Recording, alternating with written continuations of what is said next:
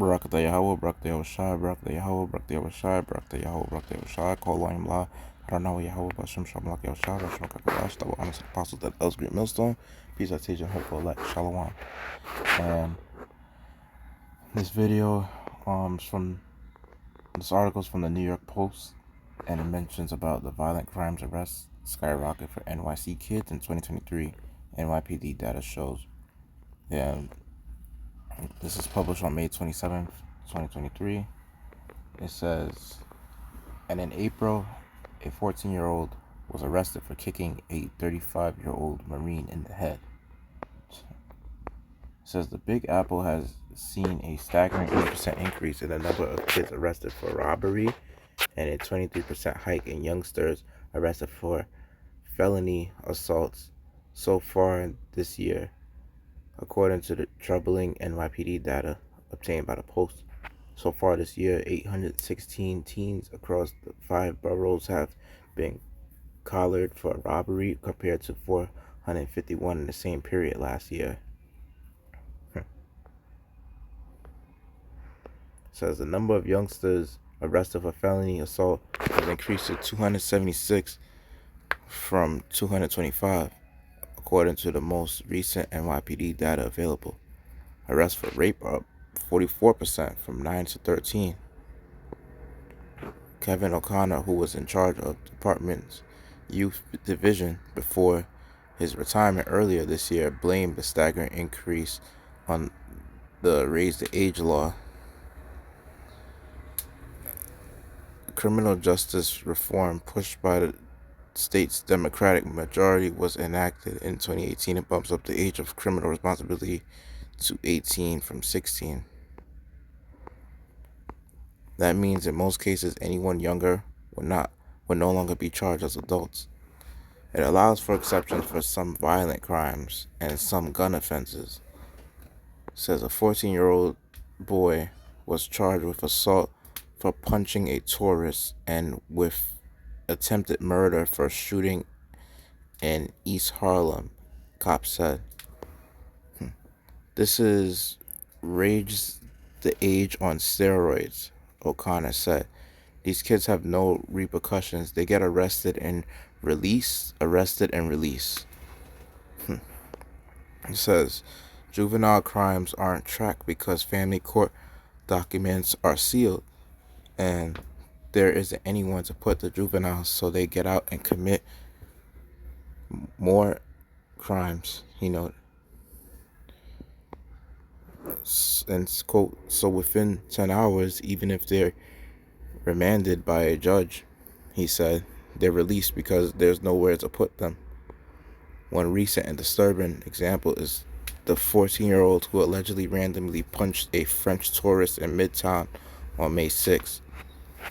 The NYPD's Manhattan Warrant Squad arrested George Luna on Wednesday and realized he was also wanted for allegedly shooting a 79-year-old man in the hip near 124th Street and 2nd Avenue, May 13th, according to court documents and a law enforcement source. It says, Chosen Sanders, 18, was stabbed 7 times after an altercation with another boy over sunglasses in a Brooklyn park, he and his mom said. Joseph Sanders' mom, Rashana Sanders, says it's not safe for him to go to the park. Prosecutors requested $30,000 bail and $90,000 bond, but the judge granted $10,000 cash and $20,000 bail bond.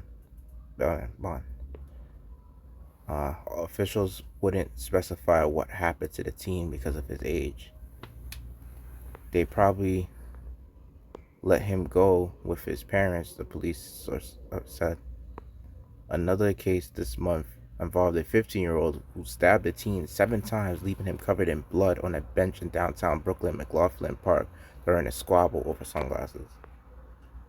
Chosen needed emergency surgery to stop the internal bleeding. Chosen Sanders, 18, had just gotten out of school on May 3rd at the Assembly School for Law and Justice on Adams Street when a teen he didn't know snatched his sunglasses, and quote, so I flashed a knife at him to scare him, the teenager said, adding that it wasn't his friend's weapon. The other boy jumped on him and stabbed him 7 times, cops said. Sanders needed emergency to stop the internal bleeding, said Mom Rashana Sanders. And quote, "You can't go to the park anymore. You just can't," the mom said, choking back tears. And quote, "You just gotta go to school and come home." Police released a photo of the teen wanted for stabbing chosen Sanders. A 15-year-old was arrested and charged with attempted murder, assault, and criminal possession of a weapon. He was released from custody. His name wasn't released because he's a juvenile. And in April, a 14-year-old was arrested for kicking a 35-year-old Marine in the head while his friends called the man a cracker on Randall's Island, police said. The victim, who asked to remain anonymous out of fear for his safety, said he and his was enjoying a picnic with his girlfriend around 7 p.m. April 14th when he was kicked. And quote, "I saw who it was and I chased him," the victim said. The 14-year-old attacker was arrested 2 days later and charged with assault as a hate crime, police said. 3 teens were sought after a Marine who was having a picnic with his girlfriend on Roosevelt Island was kicked in the head and called a cracker, cops said, and the victim said. Fortunately, our government doesn't do anything about teen crime, the vet said. Instead, we sit there and slap them on the wrist and let them go walk free on the streets again. Deputy Inspector Eric Robinson, commanded officer of the NYPD's Public Informant Department, chalked up soaring youth arrests to a lot of good work being done by cops, explaining that the relationship between police and communities had improved and cops were getting more tips that led to arrests. But O'Connor said something got to change to bring the numbers down. And quote, "We're prosecuting 16 and 17-year-olds with kid gloves," O'Connor said. "The judge only looks at the kid for what the kid's in front of him for. He's not looking at the kid's history. That's because of the race, the age." But with that, I didn't mean to get in too long into the article, but it brought up a lot of important parts that goes with the lesson. So I'll bring out some scriptures, and Lord willing, you hopeful like will be edified. In Isaiah 51 verse 20 it says, "Thy sons have fainted, they lie at the head of all the streets, as a wild bull in a net. They are full of the fury of the Lord, the rebuke of thy God." Exactly. And this is pretty much talking about like the nation of our people, how these children, you could see them acting like hooligans after they come out of school or before they go to school. They act like straight dickheads, you know. They go out and start trying to play fight on the street, you know. They will go as far as like causing a disturbance and causing a ruckus in the train station, or they do it in a waiting for the bus, or sometimes they do it in the bus, and it's like they cause like a lot of disturbance to the peace. Sometimes they go as far as assaulting people that are pretty much innocent to them, you know, that have nothing to do, you know, with provoking them or anything. And that's really insane. You got teenagers out there stabbing people and shit like that. See, scriptures go into saying about how like if you had kids that act like this in ancient times, they would have been put to death. They would have had to been stoned, you know. But the thing about Esau and his stupid ass criminal justice system is so fucked up that for some reason you could be an adult, right? And they have it to where they talk some shit about that you can't attack a minor. But deep down inside, it's going to be in a man's spirit to wanting to put a nigga like that to death, you know? You're going to feel that type of spirit on you to want to kill these little niggas for the way they be acting. Like, come on. They try to vandalize your property, and then sometimes they go as far as trying to steal your property or your resources. And they even go as far as trying to assault you. You know? See, if it was an ancient world and they try to pull some shit off like this, they will be put to death on the spot. You know, just report it to the high priest, and he will pretty much put out an order that a nigga like this needs to be put to death. You know,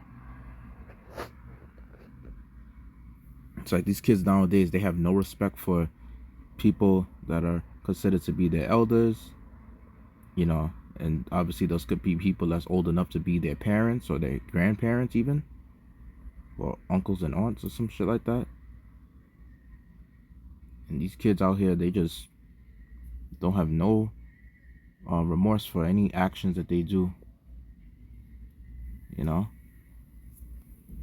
But it's, you know, it's part of prophecy, because there's a scripture that already mentions that, you know, things like this will happen pretty much. So I'll bring out another precept. So in 2nd Ezra chapter 5 verse 8, so skipping the part where it says there shall be confusion and the fire shall be off, like going down to the part where it says, and menstruous women shall bring forth monsters.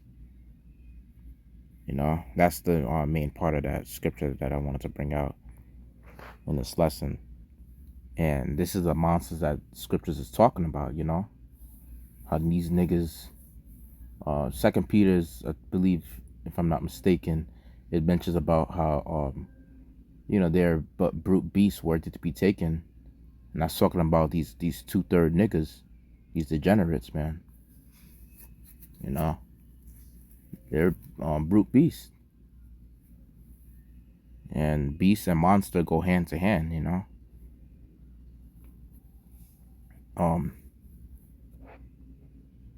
Even though beast could also mean like animal and stuff like that too. But usually, like in today's age and the definitions, when you look at the word beast, like it also goes into like, you know, a ferocious type of creature. And in that case, you know, a monster would be a synonym to that in a sense. And when you see how the way these niggas be acting, man, out in the streets, like I mentioned earlier in this video, about how they go out there committing crime and shit, and then before and after they go to school, they come out of school afterwards acting like dumbasses around the school neighborhood, and then doing that shit, waiting for the bus or waiting for the train, and then they act like that even in the train or on the bus, you know. So it's like they have no respect for people that's older than them and shit like that. And shit, they don't even have respect for themselves or their parents, you know. I'm gonna bring out another precept with this.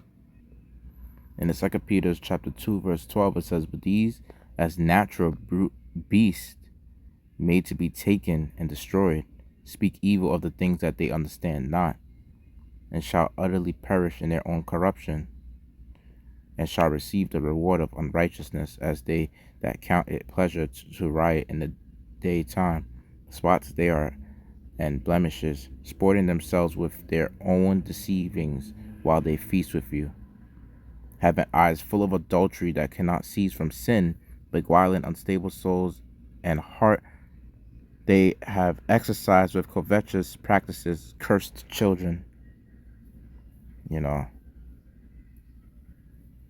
And, you know, scriptures talk about that generation of vipers that,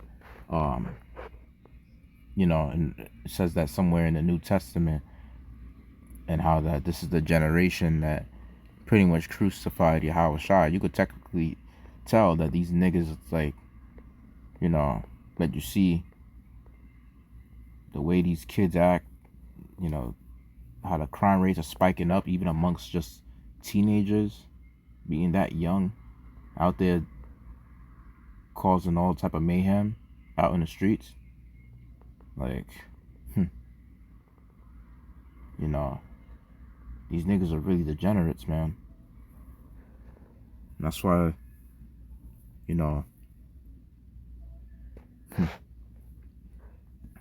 that's the reason why, like me, when I go out on the streets, I just don't have no type of dealings with, niggas. I just be going out to just go where I have to go and come back, for the most part. And I try not to be out late at night and all that other shit. Because you already know people that be out in the night, they're most likely out there to start trouble. Or they just might be a victim to someone else that's actually out there trying to start trouble. It's like these times that we in, it's like you gotta really move circumspect, because there's a lot of crazy shit going on out here. And the fact that how the criminal justice system allows these little niggas to go out in the street and and release them like it's nothing. It's like, and then when you go as far as like killing these niggas for trying to attack you or your property, then it's like you're in the wrong. That's how you know the system is all fucked up in New York. It's like, this is the worst state to ever live in, and the worst state to ever have like business in, especially if you're like a minority, having to deal with these niggas and shit like that. Your own people are the worst, man. That's a jig. Talking about being the so-called Black, Hispanic, or Native American, like your own people is just like, they're the worst, man. And even in Jeremiah chapter 16, it says, let me see, verse 2, it says, thou shalt not take thee a wife, neither shalt thou have sons or daughters in this place. And, heavily on the sons and daughters in this place, because, this is talking about how the crime rate's spiking up, and you heard the children in the article committing those crimes, the teenagers. And it's like, usually when you have kids and shit, the way these little niggas out here running rampant, fucking running amok and doing all type of crazy shit out in the streets, it's like, you could be at work, coming to pick up your kid from school, and then your kid get into a fight with, let's say, some other kids or so, or they get bullied and shit, and then usually the teachers in the school system, they're fucked up their damn selves and they don't do shit about it sometimes, and they got it to where they want to tell the kid to not defend themselves, to tell the teacher or whatever the case is, and not fight back. I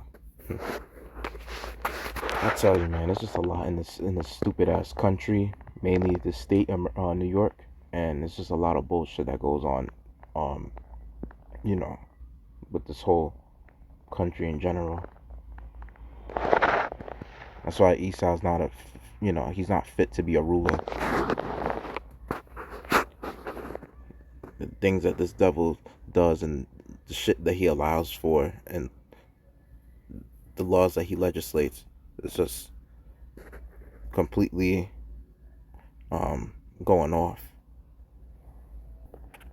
And this is why in Ezekiel, the 9th chapter, it mentions about how the Lord wanted the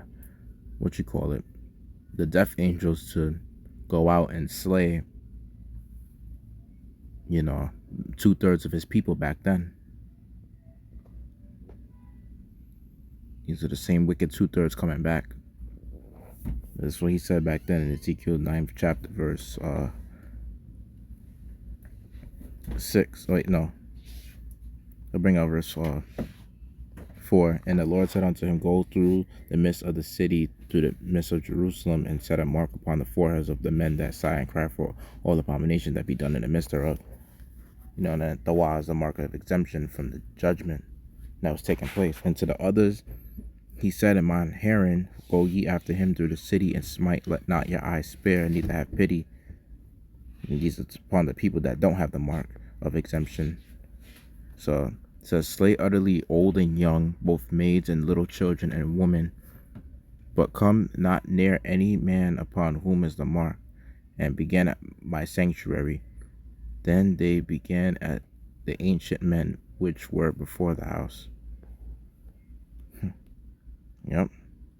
And he said unto them, defile the house and fill the courts with the slain. Go ye forth. And they went forth and slew in the city. Yep. And those death angels, you best believe in Jacob's trouble, they're coming back. They're already doing their job on a small scale, but Jacob's trouble, they're going to intensify. And a lot of these niggas out here that still want to be wicked as all hell, whether they're old or young, the Lord going to kill their ass. The same goes for these bitches as well. And in that scripture, in verse 6, it mentions maid and woman. So it mentions woman twice, technically. You know. And the Lord don't discriminate when he gives judgment. He would judge a kid at a young age, whether they are a newborn, or you don't care if you're an old person. He'll still judge you regardless. But yeah, man. Hope I made the lesson edifying, though. That's all I want to, bring out for the topic of this lesson. Now I have to close. And I'd like to give all glory, praise, and honor to Adonai Yahweh, Hashem Shamalak Yahweh Hashem Kadash. Double honor to the apostles of the Great Millstone. Peace, citation, hope for elect. Yahweh Hashem Shabbat Shah, Stakor Yam Adawam Yam Waka Yam Wa Baba Ball Shalom.